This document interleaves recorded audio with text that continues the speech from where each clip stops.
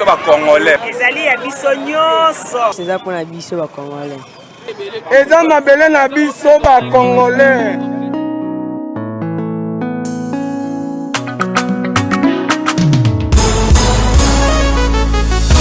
Ya biso yo yo yo. Ya biso yo yo yo. Ya biso yo yo yo. Moko yo Congo. Besi ya mwana zobeta masolo ya mboka na biso. Bato mosusu bali ya mbongo ya Congo. Bakabola na peplete. Ya biso ya mwana Koto sepela na bamine na biso. Ya biso yo yo yo.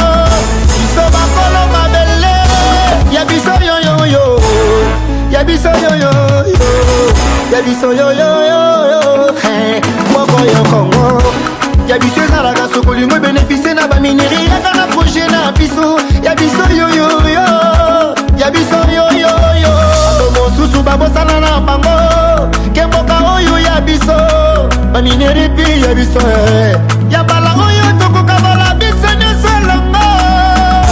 Peuple congolais. Ya biso yo yo yo. Ya biso yo yo yo.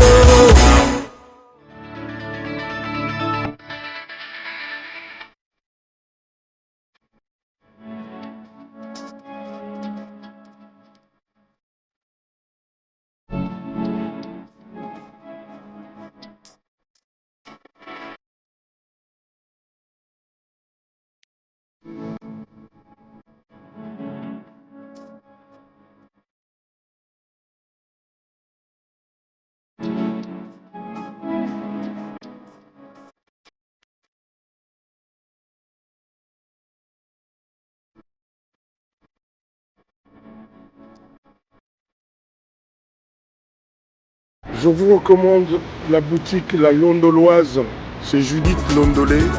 Si vous voulez être classe, chic, être habillé, être admiré. Parole de Mopao Mokonzi.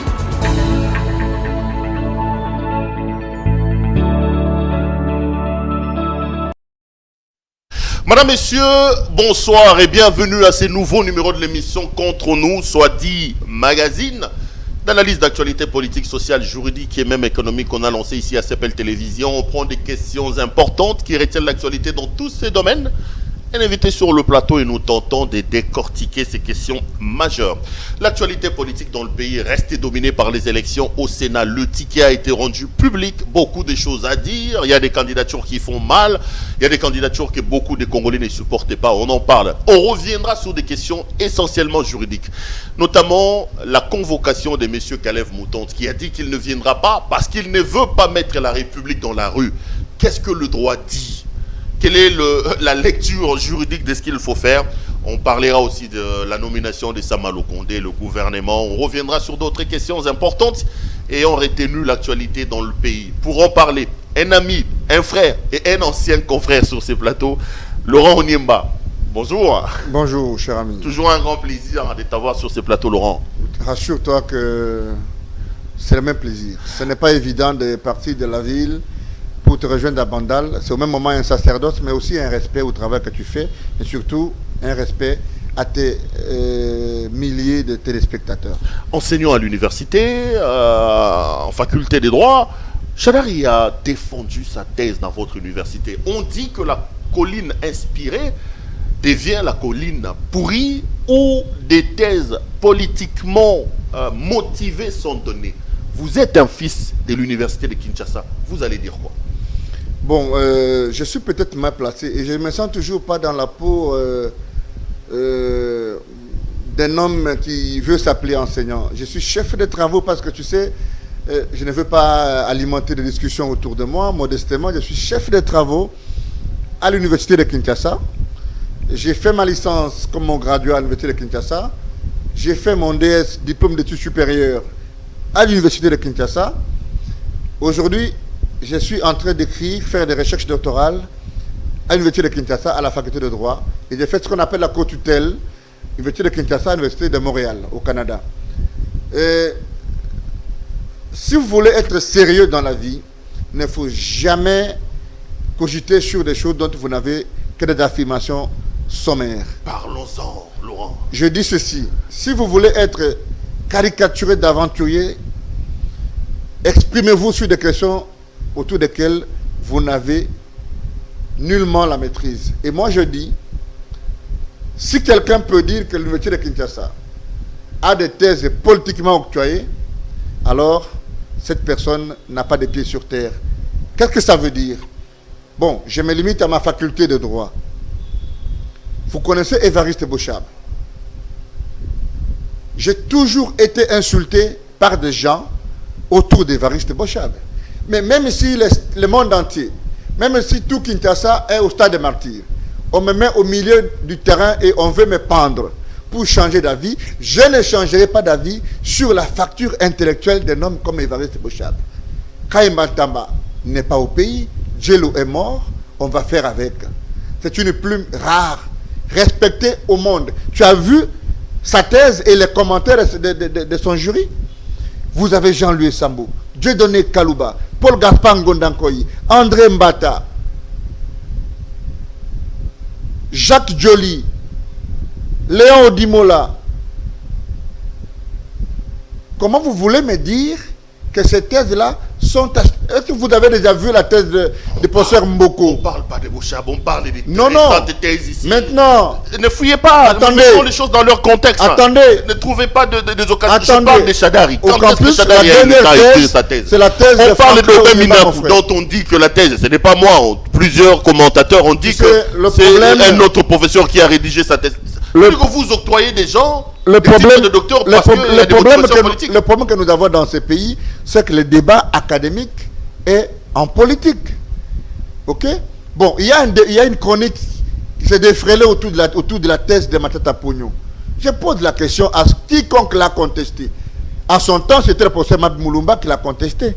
Et vous connaissez ma position. J'ai toujours été juste par rapport à mes positions. On reproche au jury de Matata d'avoir eu un professeur associé. Vous connaissez un récipiendaire, par exemple, qui choisit les membres du jury?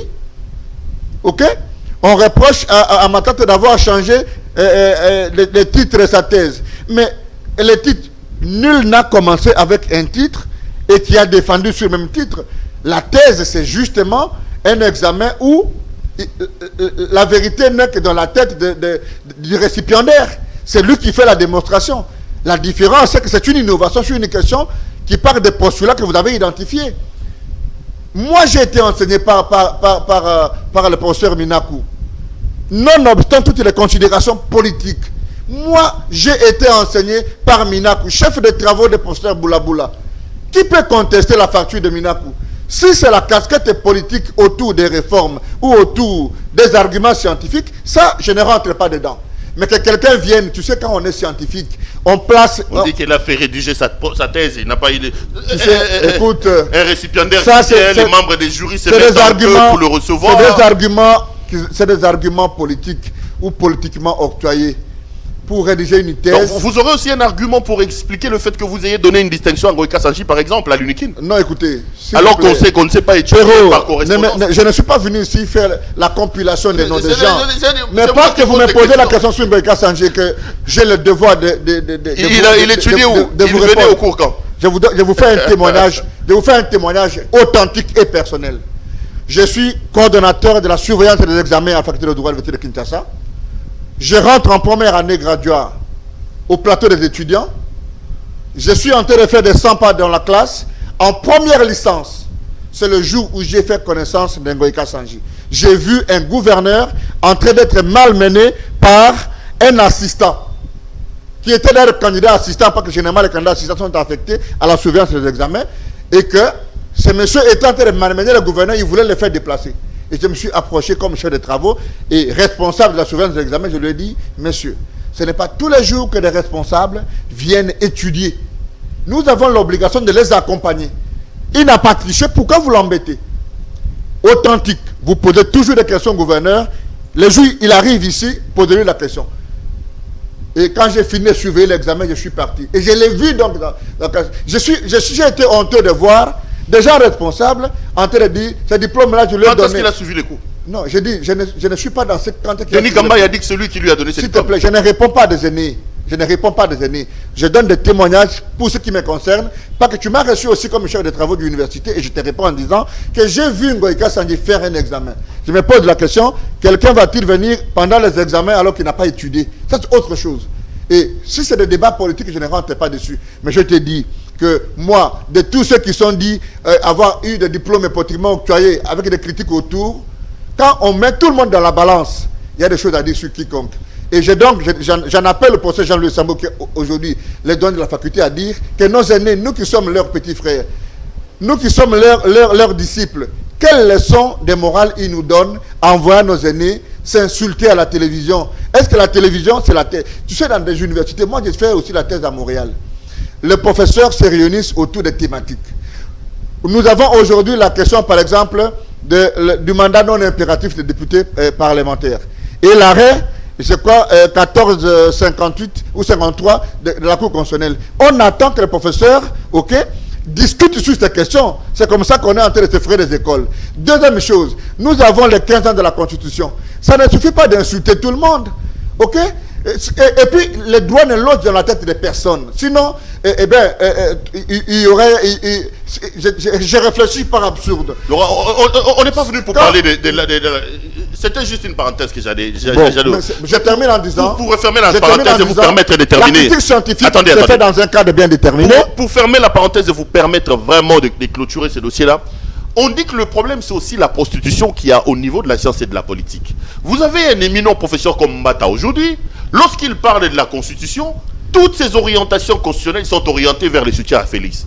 Vous avez un éminent professeur comme Évariste Bochab, lorsqu'il doit interpréter la Constitution, ça cadre avec Joseph Kabila.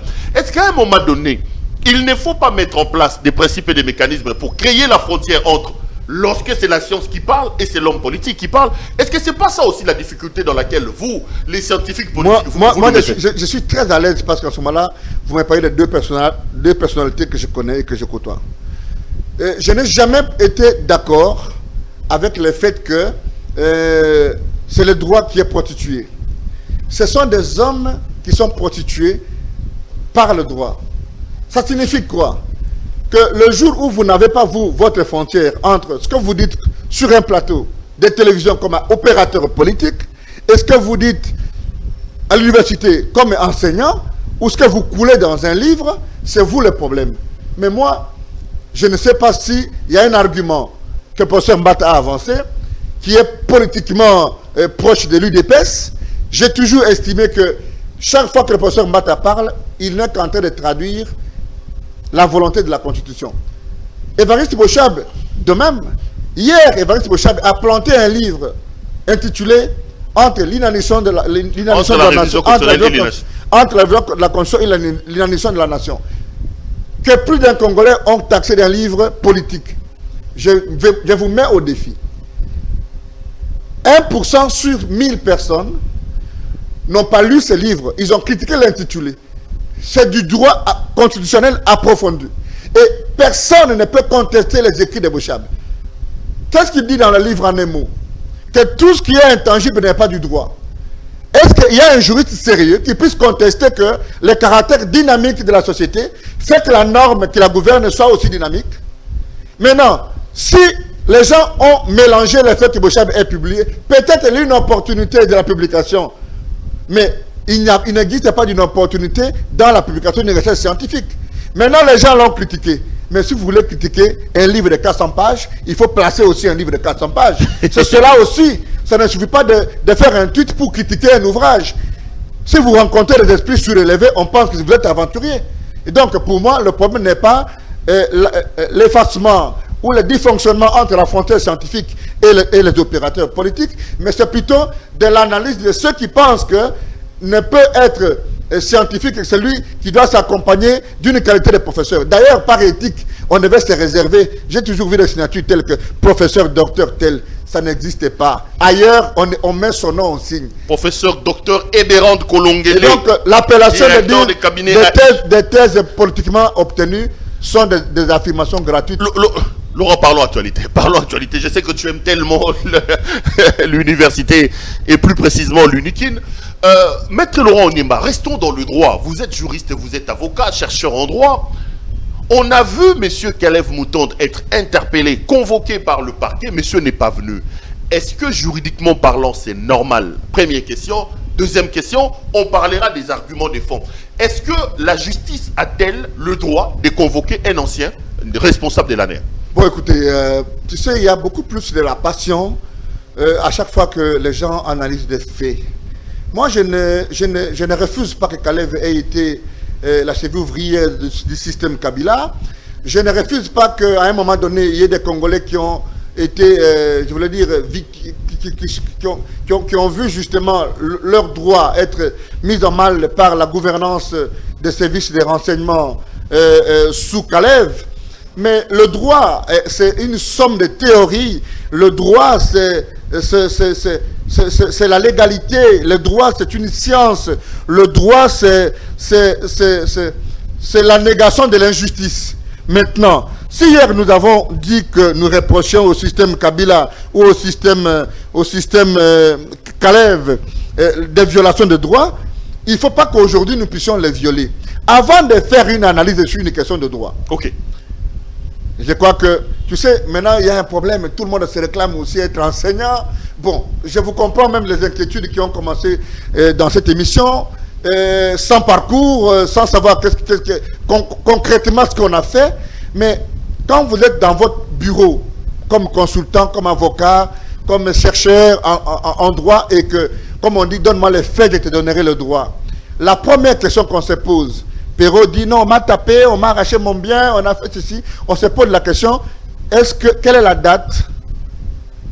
Ok? Au regard des faits, il faut regarder la date. Quelle est l'importance de la date? C'est la prescription, de savoir si ces faits qu'on vous a amenés ne sont pas couverts par une prescription. Et la prescription part de la pénalisation justement de chaque infraction. Deuxième chose, il faut regarder quel est le juge compétent.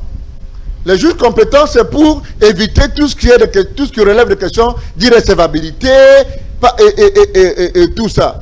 Il y a la question de l'intérêt. Ok, quand vous allez voir un juge, il faut vous poser la question, est-ce que vous avez intérêt? Ok, quand vous avez vu la question de l'intérêt, il faut aller même plus loin à voir la qualité de la personne que vous amenez devant un juge. Parce que si vous amenez un sénateur devant un juge de paix, le juge de paix va dire qu'il est incompétent pour connaître cette affaire. Maintenant, sans aller spécifiquement pour éviter de heurter certaines sensibilités, je dis que Kalev a été l'AG de l'ANER. Ok. Il avait un statut particulier. J'ai entendu les gens dire qu'il a été révoqué de service. Mais il y a la théorie du parallélisme de forme et de l'acte contraire. Si il a été révoqué de service, il faut vérifier. Il faut que nous ayons les documents qui font partie Kalev de service. Mais il y a une décision de l'actuel AG qui a renvoyé Kalev. J'ai dit ceci. Pas seulement lui, il y en avait aussi beaucoup d'autres. J'ai dit ceci très bien. Maintenant, un bon juriste n'analyse pas des racontars. Les bons juristes regardent les papiers, ils regardent les motifs. Parce que quand on est AG de l'ANER, il y a toute une loi qui organise les services de sécurité. Lui-même, Kalev dit qu'il a pris son congé. Attendez. Ok. Ça, c'est autre. Moi, Kalev, même s'il dit qu'il a pris son congé, pour autant qu'il peut avoir un statut que la loi prévoit, on ne va pas suivre ce que Kalev a dit dans la rue. Je comprends pas toute cette gymnastique. Ça veut dire quoi? Que la justice n'a pas le droit de convoquer M. Kalev. Je n'ai pas dit ça. Je n'ai pas dit ça. Je vous donne un exemple pour que vous compreniez, parce que on dit toujours en français facile. Si vous voulez interpeller M. Kabila aujourd'hui, il est devenu un citoyen, n'est-ce pas? Mais il y a une loi qui parle des anciens chefs d'État, qui donne un statut. Et ces anciens chefs d'État ont des juges qui sont de leurs compétences. Ok? Et donc, il y a toute une procédure pour que vous puissiez arriver à l'interpeller. Moi, je suis avocat, je ne suis pas sur ton plateau pour donner de la matière aux gens. Il y a des avocats qui disent de m'en vouloir en disant qu'il s'est invité dans le cadre de notre dossier où il veut nous faire du racolade, comme s'il veut voir des gens qui portent plainte contre Kalev. Mais je leur ai dit que la procédure telle qu'elle est organisée par le parquet est légale. C'est d'abord de demander l'autorisation. Kalev est détenteur des informations. Je vous donne un exemple. Vous pouvez arriver aux États-Unis et vous trouvez un ancien numéro 1 de la CIA être convoqué un matin sur des faits qui relèvent de ses fonctions, sans aucune procédure. Donc je demande à tous ceux qui sont en train de piloguer sur la question de Kalev qu'il faut suffisamment lire le droit pénal. Il faut lire les statuts de Kalev comme AG de l'ANER. Il faut lire les conditions dans lesquels il peut être poursuivi. Mais lorsque Kalev dit qu'il ne répondra pas à ça, parce qu'il dit qu'on cite, il évoque notamment une raison de droit quand il évoque la question de l'auteur matériel. Qu'on lui dise, in tuto personae, qu'est-ce qu'il a fait? Il n'a jamais été auteur matériel de ce pourquoi. C'est pourquoi je vous ai dit que pour analyser la question de Kalev, il faut regarder, il faut avoir avec soi la Constitution, la procédure pénale, ok, la loi qui organise les services de renseignement et de sécurité, les statuts de leurs animateurs et la procédure de leur mise en accusation. Quand tu as ces 4 indicateurs ou ces 5 indicateurs, c'est à ce moment-là que tu es un bon juriste. On ne fait pas des incantations sur des questions de droit. Tu es mon ami, je vais te donner la procédure hors micro. Non, mais ça veut dire quoi? Ça veut dire quoi? Non, ça veut dire que je ne m'invite pas dans un dossier qui est en cours. Non, moi j'ai besoin d'avoir la lecture. Et dans les avocats... Le dossier, il est quand même public. Oh, attendez. Moi, je suis journaliste, je ne suis pas juriste. Attends, s'il te plaît. Je ne suis pas juriste. Même dans ton domaine. Je vous invite à éclairer la lenteur de l'opinion. Non. Kalev dit qu'il ne viendra pas là-bas parce qu'il va mettre la République dans la rue. Non, mais l'intelligence de la... Je ne suis pas venu... Ma foi, ça donne l'impression que je suis venu défendre Kalev. Je ne le défends pas. C'est ce que vous faites. Non. Attention, les communs de Montel, c'est que... D'abord, je ne les connais ni d'Adam ni d'Ève. Je n'ai pas besoin de les connaître. Ok? Mais parce que tu m'as appelé, tu m'as présenté comme technicien de la loi, j'ai l'obligation de ressembler à ma peau. Et je suis toujours suivi par des étudiants qui me prennent aussi pour modèle. Je ne peux pas compromettre ma science parce que si je défends telle position, ça va faire plaisir à Kalev. Mon Dieu. Je vous dis que je ne parle pas ici aux mamans qui vendent les ndunda. Ton émission, c'est quand que nous soit dit. Ça a une certaine fourchette d'intelligibilité telle que n'y accède que celui qui a un certain niveau. Ok? Et donc, je te dis, il faut avoir la loi. Il faut connaître les statuts de Kalev comme âgé de l'ANER. Ok? Il faut connaître la procédure après qu'il soit âgé de l'ANER. Il faut savoir quel est le juge compétent. Mais je donne tous les indicateurs. Comment tu veux que je te dise que Kalev doit aller répondre? Non, mais quand et je te dis au finish que Kalev répondra. Ce qu'il dit là, c'est ailleurs. Si un bon avocat se met dans ce dossier, un bon avocat connaît la procédure pour qu'un ancien directeur général de l'ANER ou un directeur général de l'ANER réponde et qu'il est là de toutes les questions d'ordre procédural, il va répondre. Comme il n'est pas un super monsieur. Non, mais quand un autre avocat qui était assis ici avant-hier sur votre table, le maître Francis Kalombo, balaye d'un revers de la main tout ce que vous dites, il dit qu'il ne revient pas à Kalev de rester chez lui à la maison. Le magistrat instruit à charge et à décharge, c'est des concepts qui nous ont été bombardés ici. Si le président de la République peut être entendu, convoqué selon la procédure, pourquoi pas Kalev? Vous lui répondez comment? Bon, écoutez, je ne veux pas que vous puissiez mettre ma parole contre la parole de mon aîné Francis Kalombo. Vous êtes des juristes, vous que je respecte beaucoup. Vous êtes des juristes, vous. Non, nous sommes des juristes. Mais si tu as besoin de mon opinion personnelle, je dis ceci. Si on m'interpelle, moi, Laurent Onyemba, aujourd'hui, on a publié la loi sur le statut des avocats. Ok? Si on m'interpelle dans un commissariat de Kinsuka, ou bien les magistrats, après le triplet de Kinshasa Ngalema, et m'envoient une convocation, je ne vais pas y aller. Je ne vais pas y aller parce que je vais lui dire que tu n'es pas compétent. Pas que tu dois instruire à charge et à décharge. Je dois venir pour te faire constater que tu es incompétent. Non. Je vais demander au magistrat d'amener ces faits devant un magistrat compétent pour que je sois entendu. Et je vais lui rappeler que la loi dit telle chose. Avant, il y avait une pratique qui s'est installée telle que vous poursuivez un avocat, le procureur général de la cour d'appel, qui est son juge naturel, doit en informer les bâtonniers. Pas que les bâtonniers doivent défendre les avocats, ils ont un statut particulier, ils jouissent les privilèges de juridiction. Donc, si quelqu'un dit que la magistrat instruit à charge et à décharge, et que même si vous êtes Félix, on vous interpelle au parquet de grande instance de Kinshasa Gombe, vous devez aller, vous n'envoyez pas vos avocats pour dire à l'avocat que vous n'êtes pas compétent, ça c'est lui. Mais j'aurais bien voulu que nous soyons devant un juge demain avec mon aîné Francis Kalombo et que le juge lui donne raison avec cet argument de dire qu'il instruit à charge et à décharge. Je pense qu'à ce niveau-là, il y a question à discussion.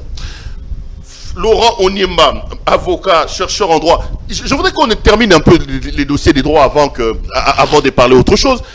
Un autre dossier qui fait parler de lui en termes de droits, c'est le dossier de l'ancien directeur général de l'OCPT. C'est SCPT, je crois, parce qu'on a changé de nom. Mais M. Moussete Didier, vous savez qu'il a été démis de ses fonctions, mais un arrêt a été rendu au niveau de la Cour, du Conseil d'État. Un arrêt qui souffre un peu d'un problème d'exécution. Laurent Onyemba, est-ce que l'État doit-il automatiquement exécuter cet arrêt rendu par le Conseil d'État, ou plutôt, comme je vois le ministre des Portefeuilles traîner un peu le pas en disant que ça fait quand même longtemps, que les choses ont changé, que l'eau a coulé sous les ponts. Bon, écoutez, tu sais, encore une fois, nous sommes face à la Constitution. Les conseils d'État, c'est la plus haute juridiction de l'ordre judiciaire, plutôt de l'ordre administratif. Il y a une question d'école en droit autour des ordres juridictionnels. Il y en a qui parlent des deux, l'ordre administratif et l'ordre judiciaire, estimant que la Cour constitutionnelle n'est pas un ordre, c'est une question d'école, c'est en épargne. Maintenant, les décisions ou les arrêts rendus par le Conseil d'État sont exécutoires. Et du point de vue interne ici, il n'y a pas une juridiction supérieure au Conseil d'État de l'ordre administratif. Il faut rappeler ici que M. Moussete, de mes informations pour me poser une question de droit, a été poursuivi pour des faits X, Y connus. Passation des marchés, surfacturation de ceci. Et à partir du moment où il a été poursuivi, il y a une décision qui a été prise par l'autorité de tutelle, qui était le ministre du portefeuille, à dire, pour éviter la dilapidation des moyens publics, des fonds de l'État, que M. Moussete soit mis de côté. C'est une bonne décision. Aujourd'hui, de mes informations, le dossier de Moussete a été classé sans suite au parquet. Et quand M. Moussete voit son dossier classé, il écrit à l'autorité de tutelle pour dire, à partir du moment où les faits qui pesaient sur moi sont classés par le parquet, donc il n'y a plus une procédure contre moi, je peux récupérer mes fonctions de directeur général. Lettre morte. Je dois noter en passant que il y a un problème apparemment au niveau du ministère des portefeuilles, parce que vous rappelez que son excellence Sama Lokonde a été nommé aussi directeur général de la GECAMIN, mais c'est Clément Côté n'a jamais voulu notifier. Et M. Didier Moussete a saisi le Conseil d'État sur la question, parce que l'arrêté du ministre du portefeuille, en son temps, celui qui a précédé M. Moussete, a une nature juridique. C'est un acte administratif. Et donc, le juge de cet acte se trouve être le Conseil d'État. Et le Conseil d'État s'est prononcé. Le Conseil d'État a annulé simplement cet acte. Et quel est le pouvoir ou l'autorité compétente pour exécuter cet acte? C'est le parquet général près le Conseil d'État, qui a levé l'option ou a écrit pour qu'on installe M. Didier Moussete. Il y a eu obstruction. Comme la loi le permet, le parquet général près le Conseil d'État a arrêté la force publique. Et on a déployé une vingtaine de policiers à l'OCPT pour l'installer. De mes sources, l'appel est venu du ministère de l'Intérieur. Tu sais, l'état de droit qu'on vante, je ne cite pas le nom, je parle du service. Ah ok, service du ministère. L'appel est venu du ministère de l'Intérieur pour demander au commissariat provincial de la police de retirer les policiers qui devaient réinstaller M. Moussete. Tu sais, quand on dit état de droit, tout le monde porte le nom de Fachi comme une sorte de parasol contre tout ce qu'ils font dans le noir. Maintenant, si un Congolais, tu sais au nom de qui la justice est rendue, tu sais au nom de qui les décisions de justice sont exécutées, tu sais pourquoi et ce que ça veut dire l'état de droit. Ça signifie que dans ce pays, il y a du chemin à faire. Et malheureusement, une question aussi simple s'invite dans les hôtels ou dans les officines des politiciens. Et vous allez voir plus tard, on va dire non, tel est proche de l'UDPS. Vous vérifiez au niveau du cabinet du ministre des portefeuilles. On dit non, tel DIRCAB, tel conseiller est du PPRD. Tu vas vers où on amène la République alors qu'il y a une décision de justice qui doit être appliquée. À ce moment, l'homme souffre de l'application d'une décision de justice en sa faveur. Ça veut dire que j'ai même vu, parce que quand le parquet général écrit au ministre du portefeuille pour dire nous vous transmettons l'arrêt. Le ministre du portefeuille, qui est l'autorité compétente pour que M. Moussete rentre dans ses fonctions, prend une lettre aussi bidon que ça il écrit au conseil d'administration. Mais les principes du parallélisme de forme et de l'acte contraire veulent dire quoi? Est-ce que c'est le conseil d'administration qui doit apprécier de si oui ou non le directeur général doit rentrer dans ses fonctions? Ce n'est pas de sa compétence. Je pense qu'au moment où nous parlons, nous deux, le conseil d'administration est en train de se réunir pour notamment apprécier la question de oui ou non Moussete rentre. Mais nous sommes dans quel pays? Alors, qu'est-ce qu'on fait de parquet général pour le conseil d'État? Quelle est la place du ministre du portefeuille dans l'exécution de décisions judiciaires? Tu sais, si vous n'exécutez pas une décision judiciaire, vous faites de la rébellion et vous êtes poursuivable en droit. Et c'est cela. Donc, j'estime que si vous avez besoin de mon point de vue par rapport à la question de l'OCPT, c'est que la politique veut l'emporter sur le droit. Mais si la politique emporte sur le droit, alors c'est malheureux Pierrot. Si nous deux qui ne sommes pas les fils d'eux, les pères d'eux, bon, on est les pères d'eux, parce qu'on est quand même devenus Pérou, Louawa et Laurent, mais on n'est pas fils d'eux, parce que nous sommes le fruit de nos efforts, et on n'est pas estampillé parti politique du pouvoir ou avec tel avantage. Le jour où quelqu'un rentre ici, il peut même t'abattre, il n'aura jamais un procès. Ou si tu gagnes, ça ne va jamais s'exécuter. Et donc, nous demandons au ministre du portefeuille, qui est compétent dans le dossier de Moussete, absolument de le réinstaller, autant que c'est lui, parce qu'il a continuité des services publics, qui a pris la décision de le suspendre pour qu'il aille organiser sa défense. Le connaissant, vous allez attendre longtemps. Il faut poser la question à Samalou Kondé. Non, non, attention. Bon, mais alors, si Moussete décide de l'amener en justice, il va répondre comme un rebelle. Connaissant Kouété, posez la question à Samalou Kondé, qui a eu du mal à avoir sa notification. Laurent Nimba, parlons politique à présent. Vous le savez, l'actualité politique reste dominée par la nomination de M. Samalou Kondé.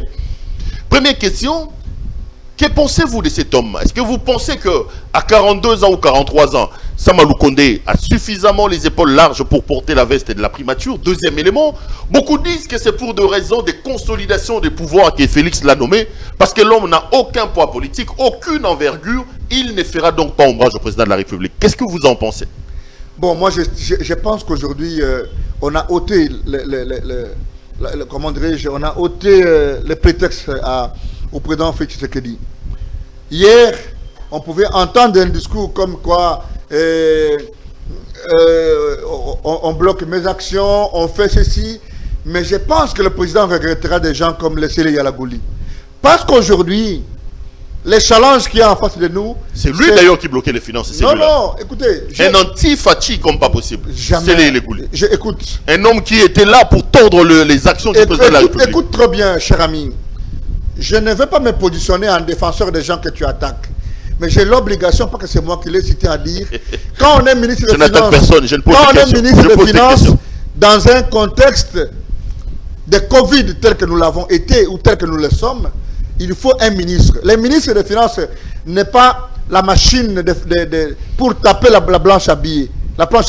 Le ministre des Finances, c'est cette maman qui est à la maison, qui sait que papa a amené hier 30 000 francs, papa a amené aujourd'hui 50 000 francs, papa pourrait amener demain 10 000 francs, nous devons payer les loyers à 40 000 francs, nous devons payer les minervales des enfants. Et donc, le ministre des Finances, c'est le mal aimé. Si tu entends que le ministre des Finances, tu as déjà entendu les ministres dans ces pays, on les appelait après ça à terre. Donc, c'est en fait quelqu'un qui fait le ministre du budget, qui lui peut même faire le foufou. Quand le papa est à la pêche, il sait qu'il va toujours ramener du poisson parce qu'il sait qu'il a un mari féticheur. Non, non, le ministre des Finances, c'est celui qui sait rationaliser les dépenses, qui voit combien rentre, qui regarde les dépenses fixes et qui sait à quelles dépenses faire face. Et donc, n'attendez pas que vous ayez un ministre des Finances qui est aimé. Et je vous dis... Il y en a eu dans ce pays, les ministres des Finances aimés.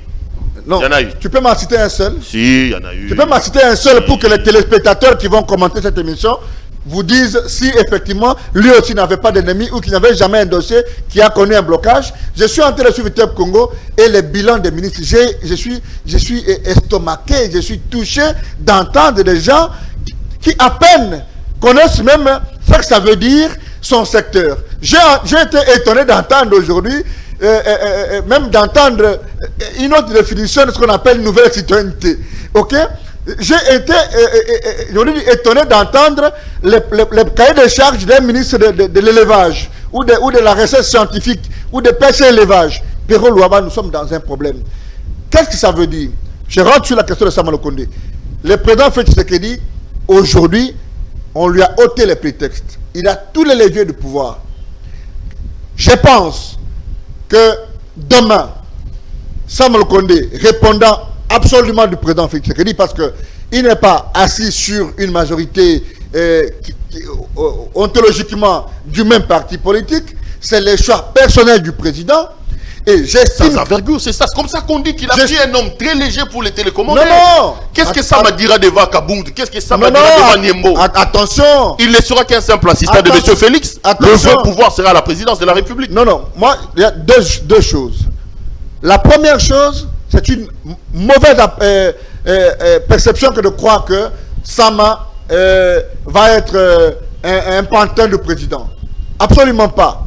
Je suis rassuré que de ces énergies des jeunes, c'est comme ça que j'ai proposé par exemple que tous les partenaires qui vont venir à l'Union ou du gouvernement de l'Union sacrée, qu'on ne prenne pas quelqu'un qui a plus de 43 ans. Ou on parlera de vous-même, hein, parce qu'Ensemble existe aussi. Hein. Non mais attends, je dis ceci. On a vu la délégation d'Ensemble qui est allée chez Lukonde. Il n'y a pas un jeune homme de 45 ans là-bas. Non, mais attends, tu sais moi, j'ai toujours dit, pas que si vous voulez avoir mon opinion sur la question qui concerne Ensemble, je crois au président Moïse Katumbi et je connais sa capacité. Je reviendrai sur Ensemble. Je connais sa capacité justement et sa volonté à renouveler la classe politique.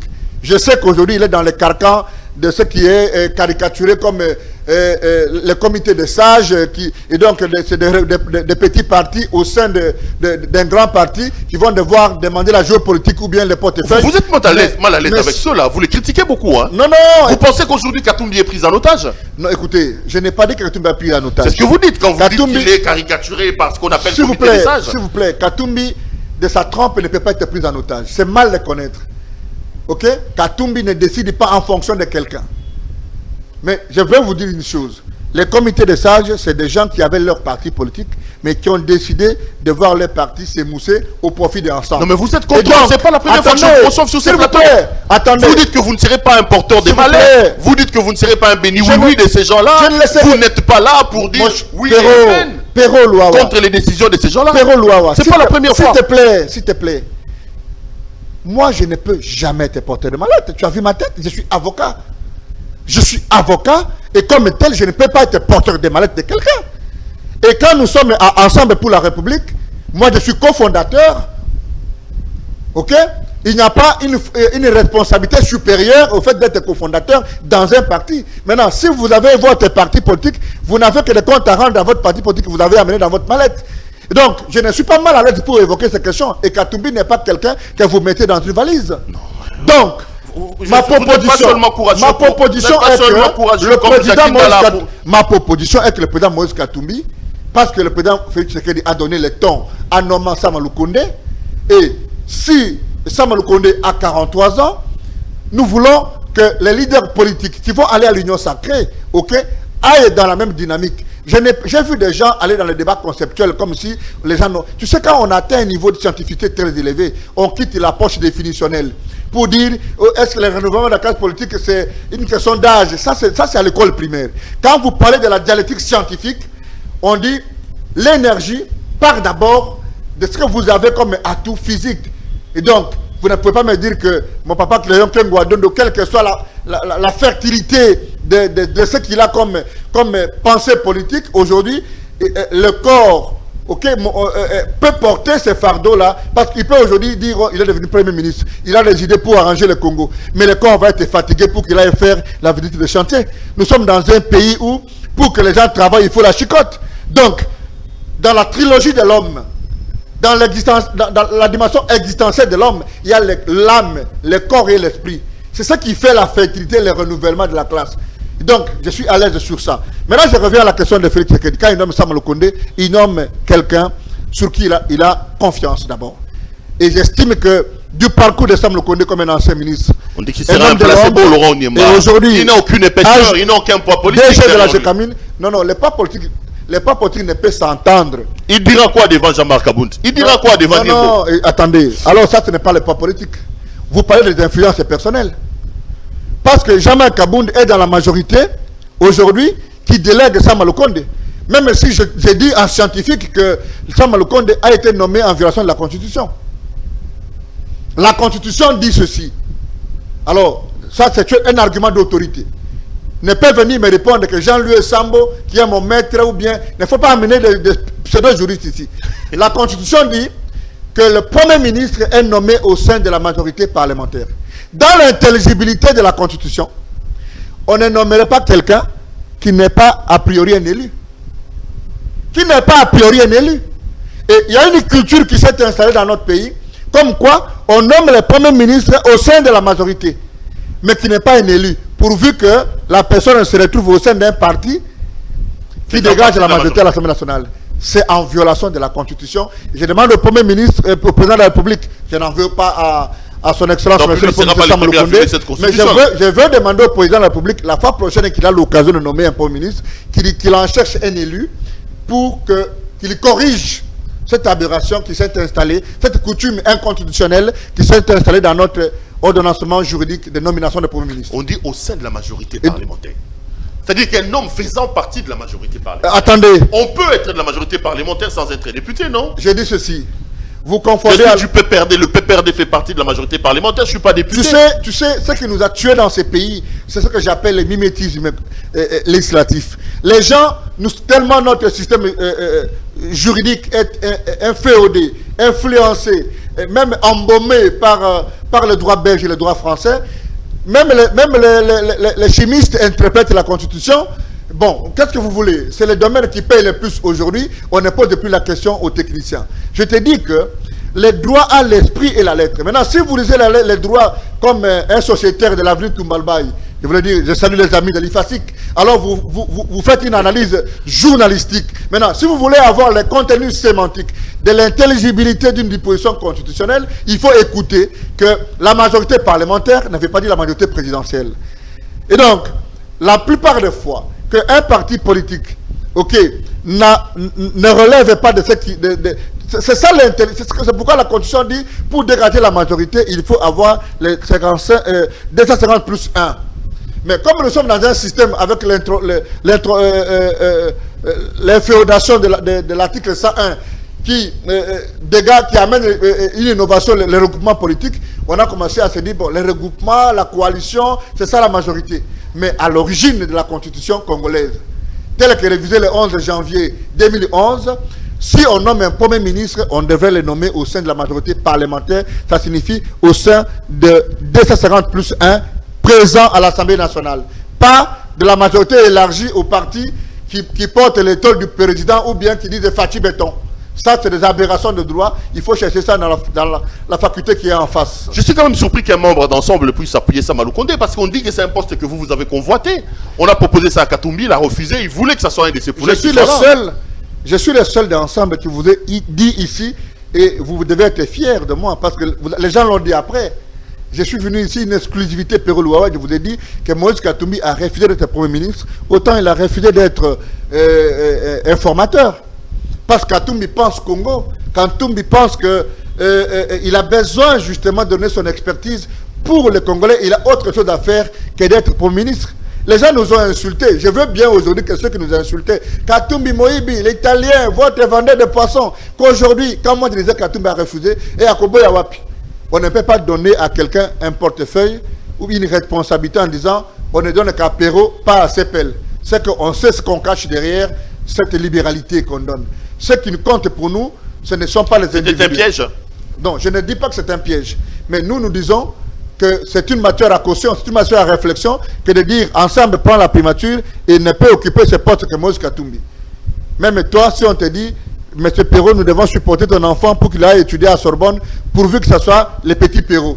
Tu vas te poser la question, ces gens veulent aller l'initier à l'occultisme, ils veulent m'enlever l'enfant, ou ceci ou cela. C'est naturel comme réflexion. Maintenant, si le chef de l'État a, dans son pouvoir discrétionnaire, estimé que c'est Sama Lukonde, en républicain, tu sais, à un moment donné, il faut faire taire les égaux. En républicain, nous nous inclinons. Pourquoi nous devons penser qu'on devait donner uniquement à Laurent Onyemba, à Christophe Lutundula, à Christian Mwando, ou à Salomon Escadela, Non, pourquoi tu me cites Mike Moukébaye? Bon, je ne cite il n'est pas d'ensemble. Je prends Christelle Vouanga. Moukébaye, il n'est pas d'ensemble. Non, je dis ceci. Pourquoi tu me cites Moukébaye? Je suis libre de citer les gens que je veux. Moi, je suis libre aussi. Non, je cite Mike Moukébaye. Je continue la liste. Vous avez un point avec Moukébaye? Je continue la liste. Vous avez un point avec Moukébaye? Je cite la liste. Je continue la liste. Je pose la question. Vous avez un point avec Mike Moukébaye? Je ne réponds pas aux questions subjectives. Non, mais je pose la question. Je dis ceci. Les questions sont miennes, les réponses sont vôtres. Ce qui nous importe, cher ami, j'admire beaucoup quand tu es dans tes moments de détente. Ce qui compte pour nous, c'est le fait absolument que Sama Lukonde donne du meilleur de lui-même. Et moi, je pense, je vois l'homme, j'ai vu son parcours. Je ne le connaissais pas avant. J'ai vu son parcours, mais je crois que s'il est accompagné d'une bonne équipe dynamique, mais surtout de nouvelles énergies, flexibles à l'action gouvernementale, qui peuvent l'accompagner dans sa mission, la sécurité à l'Est, les social des Congolais, l'emploi, l'urbanisation de la ville. Les défis sont énormes. Vous serez au gouvernement, vous d'ensemble?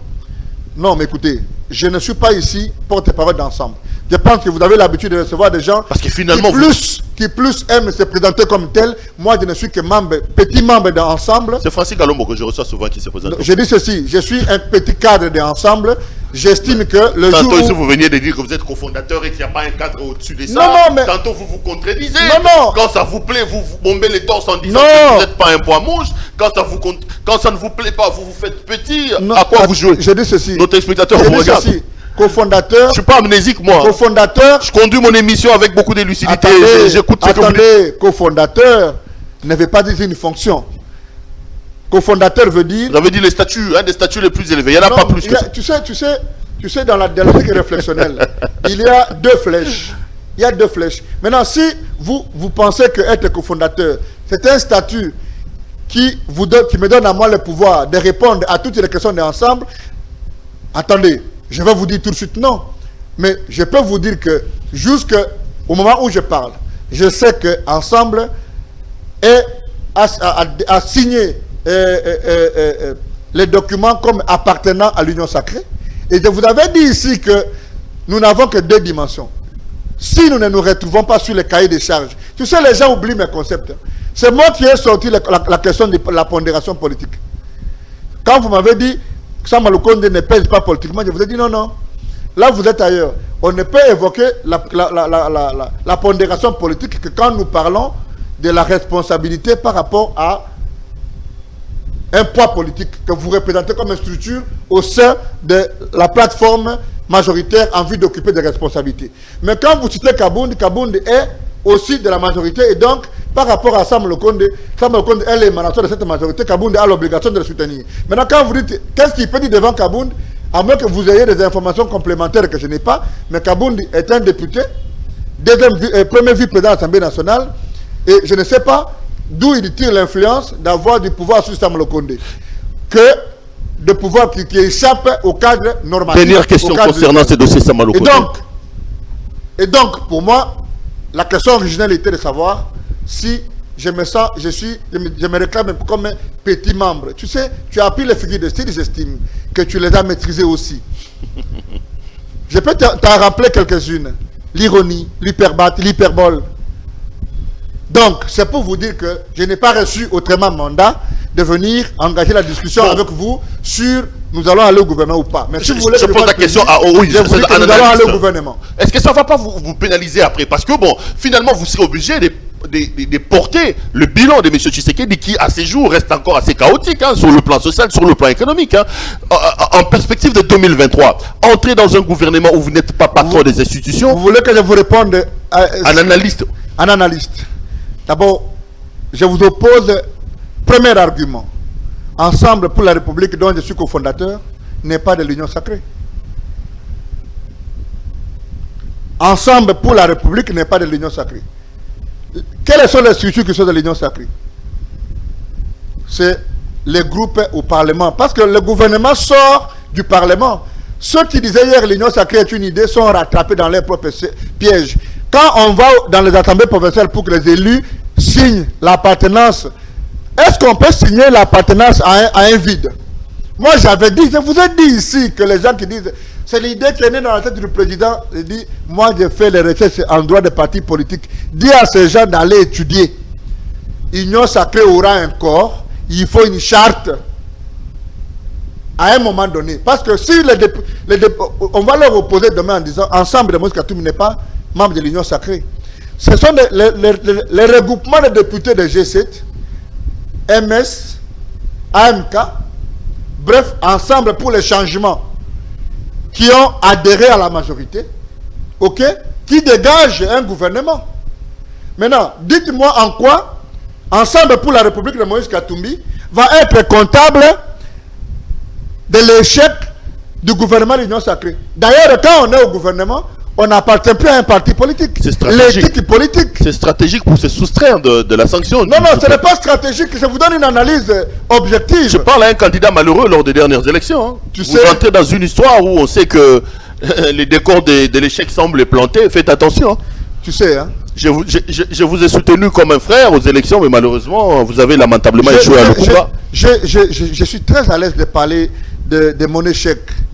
En fait, les échecs, pour moi, ce sont des escaliers pour des victoires futures. Liez ça au bilan. Mais non. C'est le bilan qui m'amène à ça. Non, non, ce n'est pas un problème de bilan. Il n'y a pas eu élection dans ce pays en 2018. C'était une opération de nomination de bout en bout. Tous les rapports des Nations Unies, tous les rapports, même les groupes d'études sur le Congo l'a dit.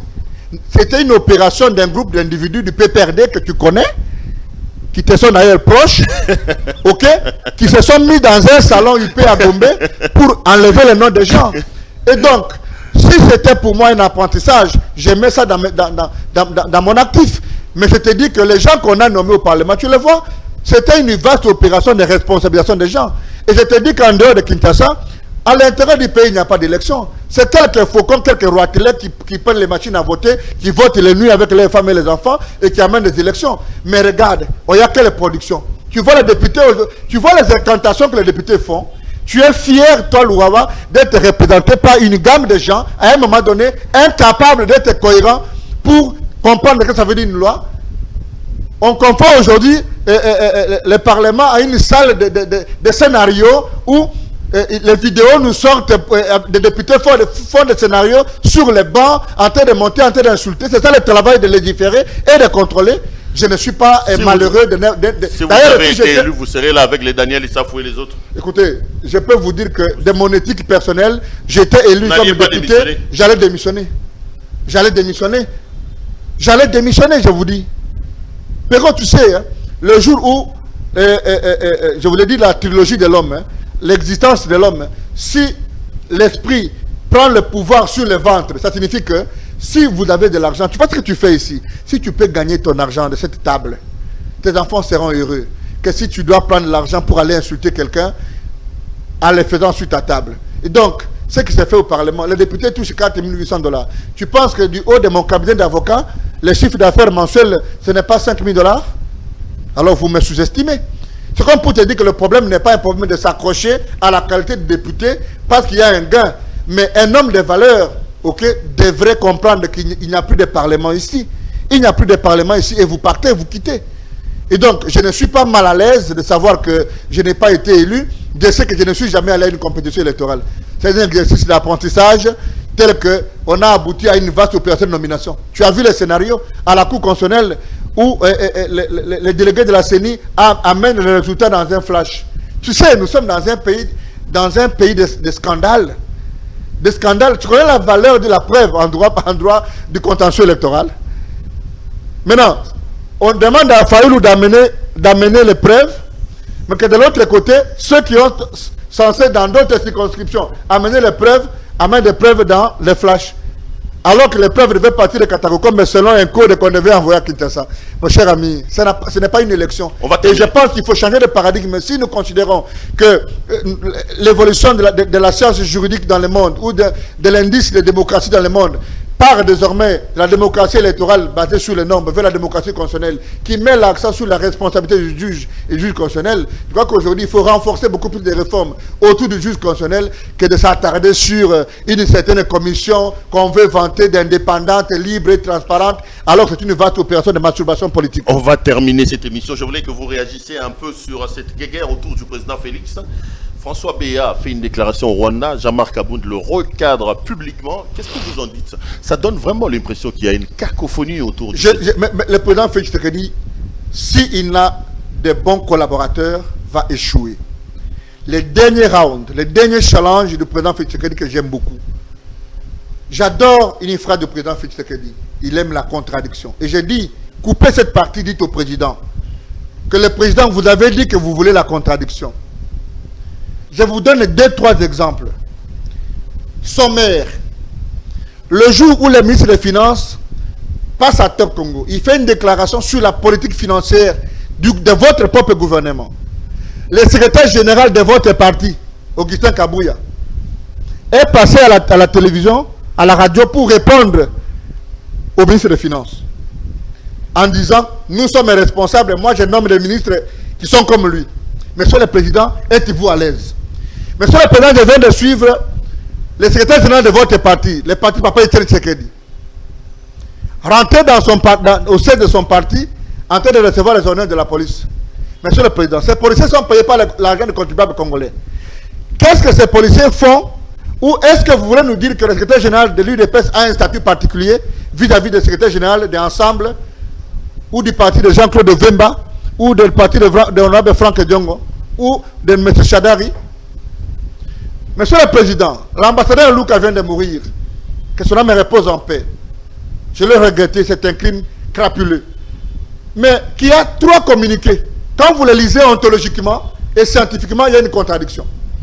Le communiqué du ministre de l'Intérieur, qui avoue son impuissance en disant l'ambassadeur s'est retrouvé à Goma, nous ne sommes pas au courant. Je pose la question au ministre de l'Intérieur. Qu'est-ce que vous faites alors? Vos services de la DGM, de l'ANR font quoi? Vous avez suivi la déclaration de la ministre des Affaires étrangères, qui au même moment se substitue à la justice congolaise, mais fait des promesses et des affirmations graves en disant nous allons mettre tout en œuvre. J'ai suivi la déclaration de votre propre porte-parole, que je salue et que j'aime beaucoup.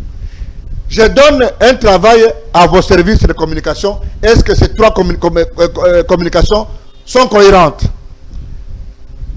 Et je finis sur le fait que si vous n'avez pas de bons collaborateurs, Monsieur le Président, vous échouez. Et le dernier challenge, c'est la physionomie du gouvernement que vous allez mettre en œuvre. Si les Congolais lambda voient ceux qui n'ont des applications qu'on ne peut plus mettre à jour, c'est des gens qui ont été lui-même ministres, mandataires, 17 fois, 14 fois. Il reste à Gombe. Il n'a jamais gagné un procès. Tout ce qu'il est, c'est vivre la vie politique. Il n'a pas déclaré un patrimoine. Le lendemain, il va acheter une Prado avec l'argent du contribuable congolais. Il va monnayer un courrier parce qu'il doit répondre à un partenaire sur le carré minier. Ok? Sur les hectares de terre à l'Équateur. Alors, Monsieur le Président Félix Tshisekedi, vous allez toujours rester le fils d'Etienne Tshisekedi Wamulumba. Le challenge, c'est parce que c'est vous qui signez l'ordonnance pour nommer les ministres. Maintenant, si vous allez écouter ces gens qui sont venus parce que vous les avez pris, ils sont venus croire à l'idée, ils nous ont dit. Maintenant, si vous allez les nommer parce qu'ils sont venus, j'ai même entendu des gens qui sont bénéficiaires de ces élections, ici, de ce cafouillage d'élections, dire non, non, il faut des réformes. Mais vous êtes le fruit de l'absence de réformes. Pourquoi vous proposez vous trompez les Congolais? Nous sommes vigilants. Et tant que Tshisekedi Wamulumba nous regarde, Monsieur le Président Tshisekedi, si le gouvernement ici ramène les Mobutistes, ramène les Kabylistes que vous avez combattus, au nom de la géopolitique pseudo, née de coalition INC, ou plutôt, comment on l'appelle, Union sacrée de la nation, nous allons vous saluer et je peux vous dire que vous allez échouer et que le Congolais qui vous a soutenu ne va plus vous soutenir. Le challenge en 2023. Et M. Siri, merci beaucoup Laurent Onyemba. Ça va? J'ai parlé de Kabound et de François Béa. Vous n'avez pas commenté, vous êtes allé ailleurs. Merci beaucoup. Non, mais je place les mots alors. Ok. Je pense, mais voilà, j'ai fini sur l'exemple parce que tout ce que je disais au président, c'est par rapport à ta question. C'est comme pour dire que François Béa est un officiel. C'est le conseiller spécial du chef de l'État. Vous êtes Jean-Marc Kabound, député national, président AI de l'UDPS. Est-ce que, si nous, ne fût-ce qu'en termes, je vais blaguer un peu, les parallélismes de forme, est-ce que les propos de François Béa, c'est Jean-Marc Kabound qui en est comptable. C'est l'image qu'on nous renvoie de la présidence. C'est l'image d'une équipe qui n'est pas homogène. C'est l'image des gens qui sont en train de se faire des pics. Et la géopolitique autour du président est dessinée. Tout le monde sait aujourd'hui que... Bon, tu sais, j'ai vu un ministre qui dans les réseaux sociaux, on dit non, Laurent n'est pas ministrable. J'ai posé la question à ces gens. Il semble que pour être ministre aujourd'hui, il faut avoir un point focal autour du président. Moi, je n'ai pas un point focal. Je n'ai pas un point focal. Non, mais je dis je n'ai pas un point focal. Je ne connais pas qui est influent aux côtés du président. J'entends tel dire non. Même ensemble là, il y a quelqu'un qui a un point fort. Moutana da fort. Moutana non, yo sur la via Peter Kazadi, mais il y a da fort. Moutana yo Eza Kabound, non mais on était avec le palais de la nation, on a même posé ensemble. Je l'aime beaucoup parce que pour moi c'est un combattant. Oui oui. Bon Kabound a vu non? Non, j'ai dit un combattant de la liberté. Non, c'est un aîné du point de vue de l'âge. Non, Laurent. J'ai dit du point de vue de l'âge. 81, yo zamona 81. Bon, je dis ceci. Il y aura combien? 87? Il faut vérifier. Oh, Kabound vient là. Kabound a mon hasard, c'est série 8. Je dis ceci. Kabound a un grand frère Nangaï. Donc, moi, il ne faut pas oublier que. Non, attends, la question d'âge, il y a un autre Zoloba. Il y a un autre Zoloba. Tu as besoin de connaître mon âge. Bon, je te donne mon papier. Bon, attends. Même si on est. Kabound a 80. Kabound a 80. Sera vieux non, donc surtout vieux non. Bon, attends.